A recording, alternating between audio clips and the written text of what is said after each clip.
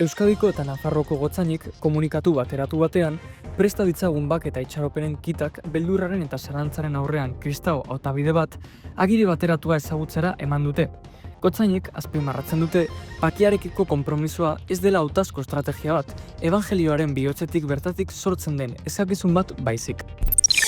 Artzainona katedralean bialuzez bat egin zen konklabea zela eta, bukatzean, On Fernando Gotzainak eliztarrei otoitzean batzeko eskatu zien.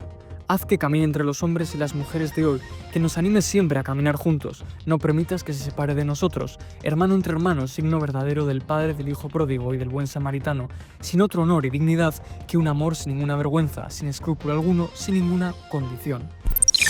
Konklabe labur baten ondoren, Robert Prevost Eliza Katolikoaren aita santu berria bihurtu da. Leon Amalogarrena izenarekin, Prevost, orain arte Gotzainen dikasterioaren prefektua, bakerako aita santu bada On Fernando Gotzainaren ustez.